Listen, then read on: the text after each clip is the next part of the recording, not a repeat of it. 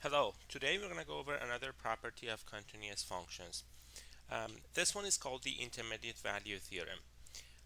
So what does the intermediate value theorem tell us, and how do we prove the intermediate value theorem? Suppose you have a function from a polynomial from an interval ab to r, and that is continuous. So the key assumption is the domain is an interval and it is a continuous function. Assume you have a number between f of a and f of b. Then there is some x inside the interval ab that f of x is equal to c. So what does that mean intuitively? So look at two numbers a and b and look at the values of this function from a to b. So you have some value here and then some value here. So this is f of a and then f of b.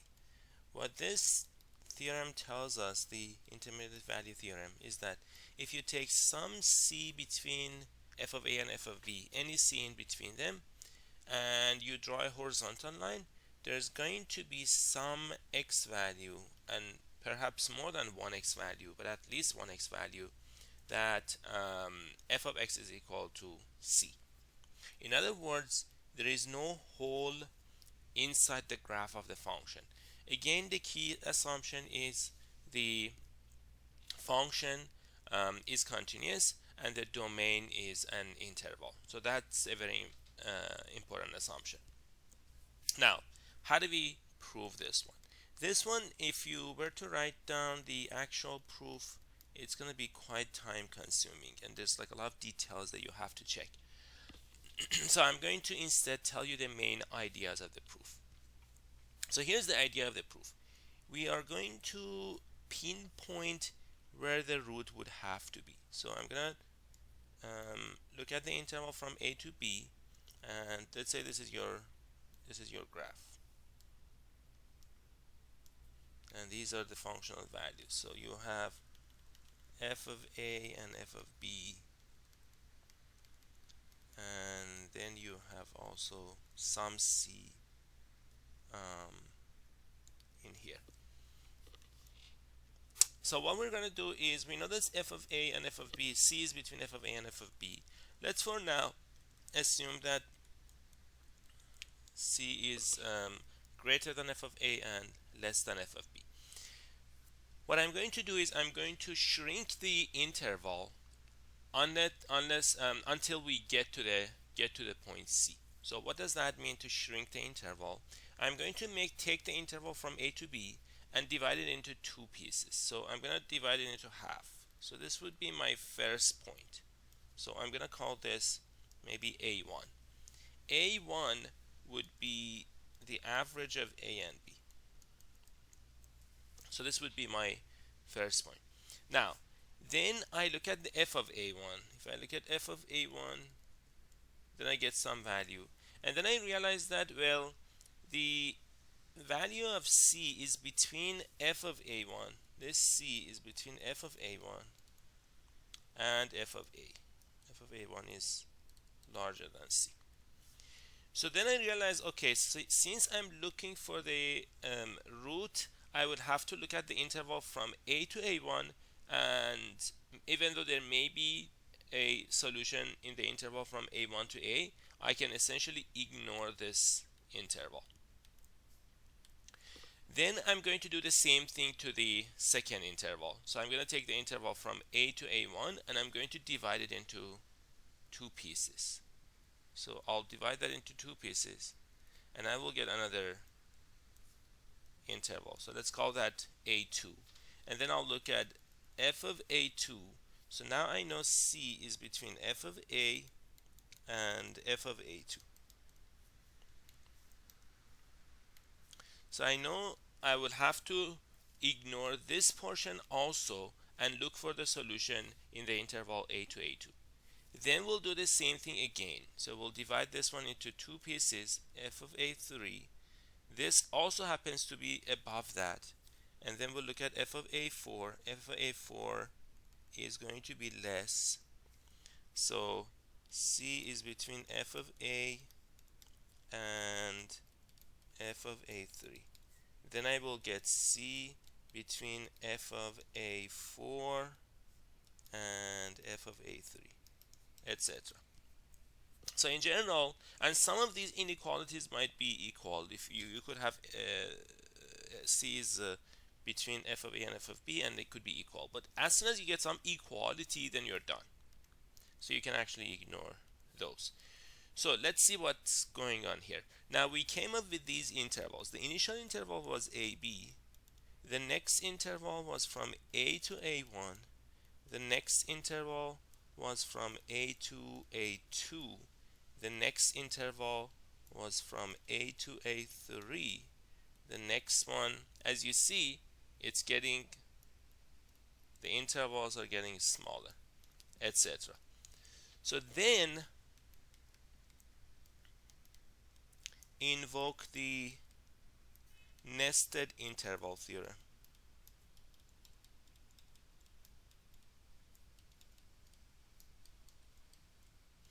Since the length of each of these intervals is halved, you're going to get the intersection of these intervals. If I call these intervals I1, I2, etc., I3, I4, etc., the intersection of these INs is going to be a single point.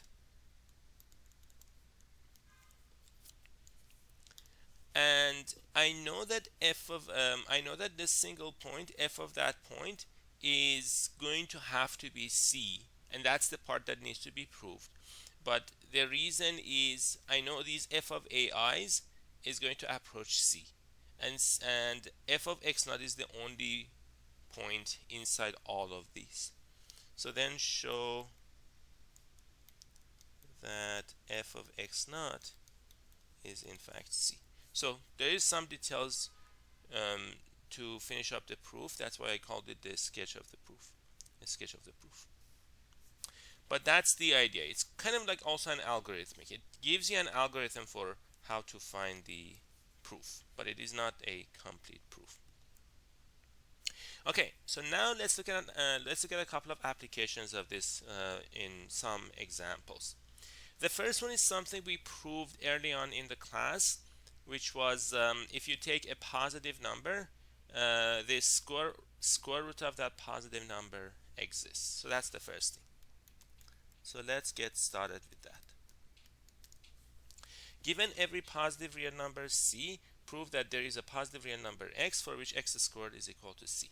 So we're going to look at the function f of x equals x squared. This is continuous since it is a polynomial.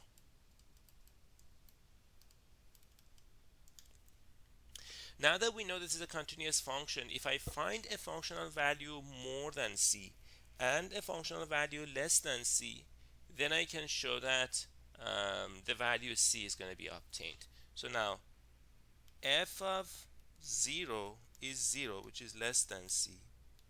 And if you look at f of something that is large, let's say c plus 1, that's c plus 1 squared, which is c squared plus 1 plus 2c, and that's greater than c. So that means there is some value x in the interval from 0 to c plus 1 such that f of x is equal to c by the IVT, Intermediate Value Theorem. And that's exactly what we wanted to show.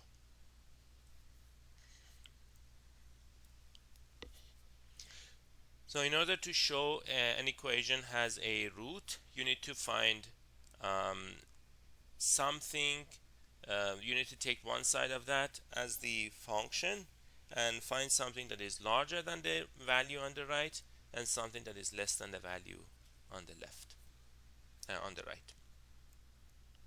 Okay, so next one is another example of the intermediate value theorem, which is show that f of x equals x cubed is an onto function. So again, we want to do the same thing. If I take if I want to show it's onto, I have to take some c and then show that x cubed equals c has a root. So let c be a real number. So what I need to show is there is some x that x cubed is more than c, and there is some y that y cubed is less than c. Now, one approach would be to use the Archimedean property. So we always have a natural number more than c, and then of course n cubed would be more than n because n is at least 1. And for the other side, we could do the same thing. We could multiply by a negative sign and then use the same idea. So here's how we're going to do it now. By the Archimedean property, there is some natural number n such that n is more than c. So that means if I look at f of n, that's n cubed, that's greater than or equal to n, which is greater than c. Similarly, there is a natural number m such that m is greater than negative c. So that means f of negative m, which is negative m cubed, is less than or equal to negative m less than c. Thus, f of negative m is less than c less than f of n. Since f is a polynomial, it is continuous.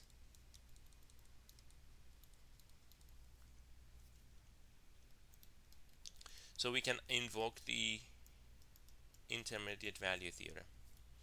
There is some x such that f of x is equal to c, which is exactly the same as x cubed equals c. So this means every number has a cubic root. Okay, so that tells me these, that finishes up the solution for this example.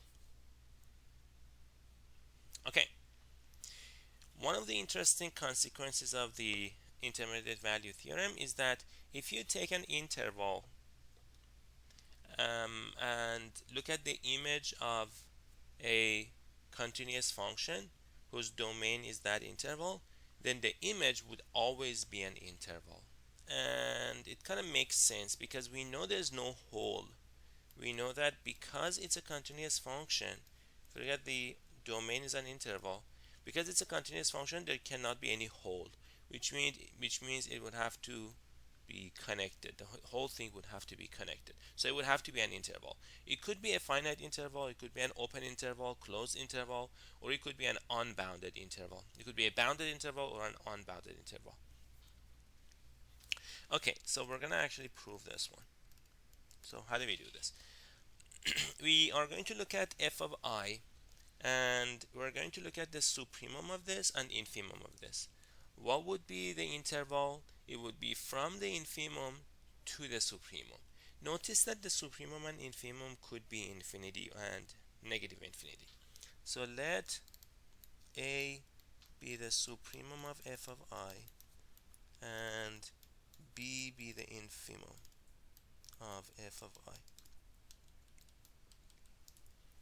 Note that a is a real number, or it could be infinity, and b is a real number, or it could be negative infinity. So it doesn't have to be a real number, it could be also negative infinity.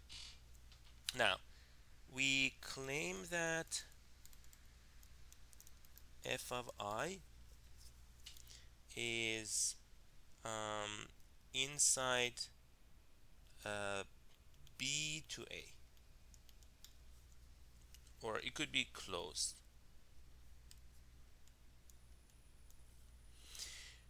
Okay, that's pretty clear, and this is the reason is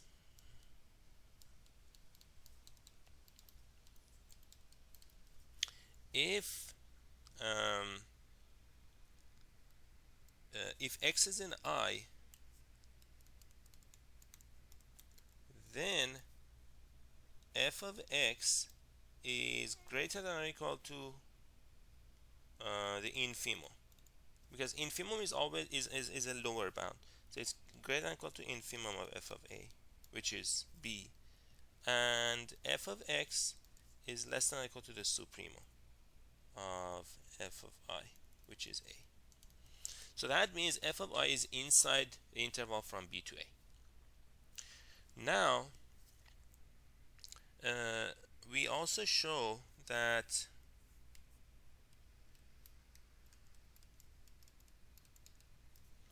f of I contains the interval, open interval from b to a. So let's prove this one. This one is the one that is a little bit more complicated. So let's suppose C is between B and A, and I want to show that C is inside the image of f of I.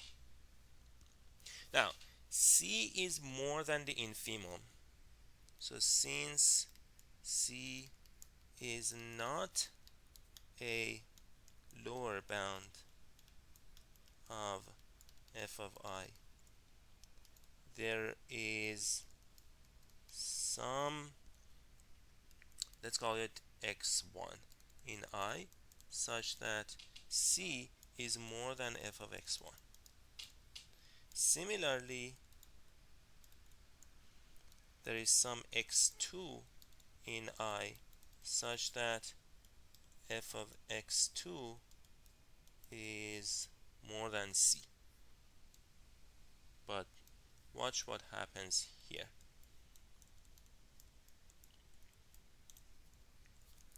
Therefore, what we get is this. Therefore, f of x1 is less than C, less than f of x2. Okay, so now we know f is continuous. Since f is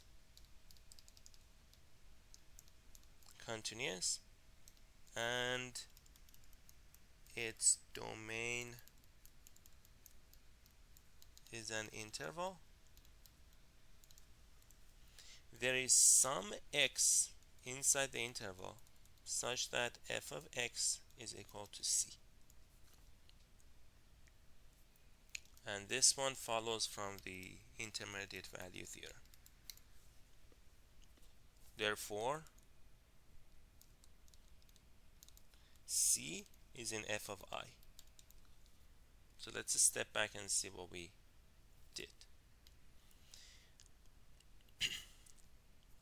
We started with C inside the interval from B to A, and we showed that C is in f of I.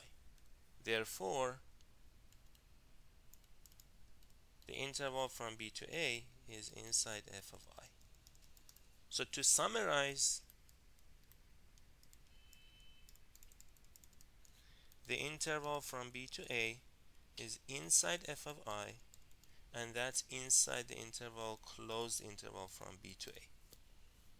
So what are the possibilities? So you have the whole open interval, but you cannot go further than the closed interval. This implies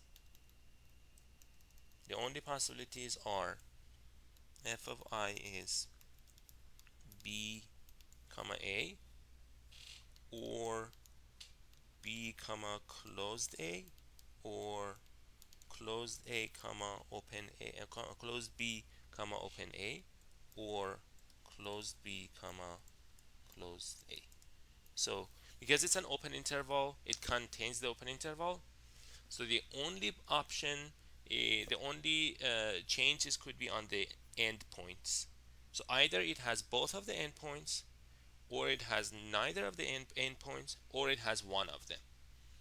And that's why we get 4 different possibilities. So in any case, f of I is going to be an interval. Okay, so now the last thing I want to do today is to talk about the intermediate value property and the fact that I initially said if you look at the intermediate value theorem, the assumptions are the function must be continuous and the domain must be an interval. But if the domain is not an interval, it is not necessarily the case that the function satisfies the intermediate value property. Now, first of all, what is the intermediate value property? We say a function f from D to R satisfies the intermediate value property if for any a and b in D and C between f of a and f of b, there is some x not in D that is strictly between a and b, for which f of x not is equal to C. So it satisfies the condition of the intermediate value theorem. The conclusion. So notice that here the domain is not an interval. The domain could be anything. What we want to show is that in fact there are functions that are continuous, but they do not satisfy the intermediate value property. If you recall, in a few sessions ago, we talked about this function from 0 1 union 2 3. So the function goes like this. It's x from 0 to 1, and after that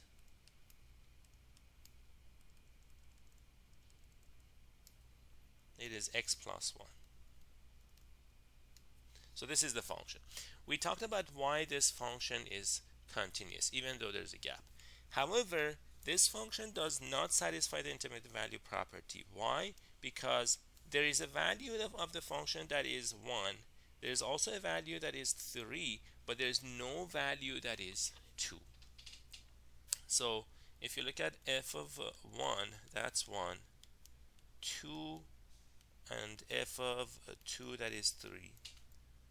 But there is no x inside the interval 0 1 union interval 2 3 such that f of x is equal to 2. And it's not difficult to see why that is the case, because x equals 2 gives you x equals 2, that's not in the interval 0 to 1. X plus 1 equals 2 gives you x equals 1, which is not inside the interval from 2 to 3. Okay, so we will continue with the single variable calculus, proof-based single variable calculus, in the next video. Feel free to bookmark or subscribe to the channel to continue with this class, and I will see you in the next video.